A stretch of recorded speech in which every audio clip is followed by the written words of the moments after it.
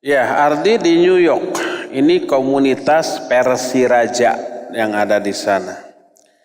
Persiraja adalah pendengar setia Radio Roja. Ada 5 kota yang sudah bergabung ke dalam Persiraja: New York, New Jersey, Virginia, Texas, Vancouver di Kanada ya. Iya, barakallahu fiik. Bagaimana batasan taklid yang dibolehkan? Taklid bisa haram, bisa boleh, bisa wajib. Kapan menjadi haram, kapan menjadi wajib? Menjadi haram ketika dia mampu tidak taklid karena kapasitas ilmunya, tapi dia bertaklid. Seperti contoh umpamanya, dia kagum kepada seorang ulama, lalu dia mengikuti pendapat-pendapatnya. Ketika dia tahu ada ayat atau hadis yang isi dari ayat hadis itu bertolak belakang dengan pendapat gurunya, dia tetap taklid ke gurunya. Al-Quran dan hadisnya disingkirkan, maka itu tidak boleh, itu haram. Dan yang dimaksud Al-Quran dan hadis yang bertolak belakang dengan pendapat itu karena melihat penjelasan ulama-ulama lain yang selevel dengan ulama itu atau yang lebih berilmu, maka itu taklid yang diharamkan bagi dia. Taklid bisa juga wajib kalau memang ya dia tidak berilmu kecuali hanya mendengar penjelasan dari orang yang kita anggap berilmu. Seperti contoh, hadis ini sahih menurut penjelasan seorang ulama ahli hadis. Kita tidak punya kemampuan untuk memeriksa karena kita tidak menguasai ilmu mustalahul hadis, tidak punya kitab-kitabnya, dan kita tidak pernah mendengar ulama ahli hadis lain yang menjelaskan hadis ini. Sementara kita tetap harus bersikap tentang hadis ini, maka kita wajib taklid kepada ulama yang menjelaskan tentang kesahihan atau kedhaifan hadis tersebut. Tidak boleh adanya ayat wala taqfu ma laisa laka bi ilmun, janganlah kamu mengikuti pendapat tanpa ilmu lalu mendorong dia ijtihad dengan kebodohannya, tidak boleh. Haram taklid, lebih haram lagi ijtihad tanpa ilmu. Wala taqfu, takfu itu apa coba? Takfu itu berasal dari kata waqafa. Apa waqafa? Berdiri atau bersikap.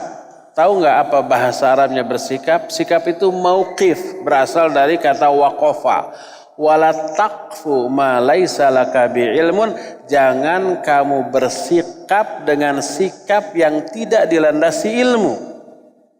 Sehingga kalau seseorang ijtihad dengan kebodohannya melanggar ayat ini karena dia bersikap ya dengan sikap yang tidak dilandasi oleh ilmu. Orang yang tidak berilmu bukan ijtihad.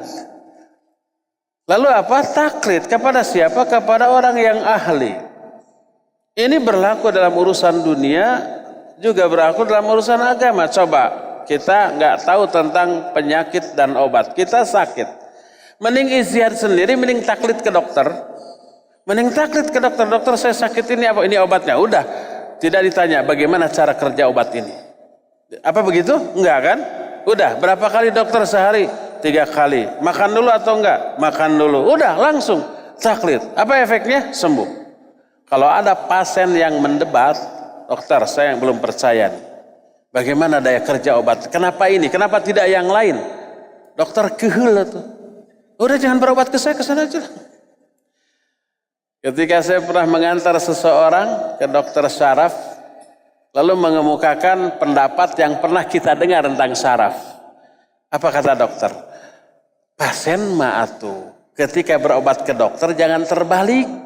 Pasien jadi dokter, dokter jadi pasien. Pasien mah patahan dokter gitu kan. Hanya karena pernah dengar informasi di bacaan internet di mana tentang saraf gitu ya, berani mendebat dokter ahli saraf yang sudah belajar puluhan tahun gitu tentang saraf. Dokter tidak melayani diskusi karena melayani diskusi itu sama-sama begonya. Diskusi itu harus antar orang yang selevel ilmunya. Dokter dengan dokter silakan berdiskusi tentang kesehatan. Ilmunya seimbang. Kalau pasien diskusi kesehatan dengan dokter, itu pasien yang tidak tahu diri.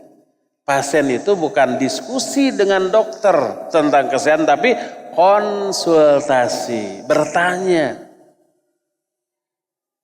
Kan begitu, ada orang yang, Ustadz saya ajak untuk diskusi tentang manhaj umpamanya.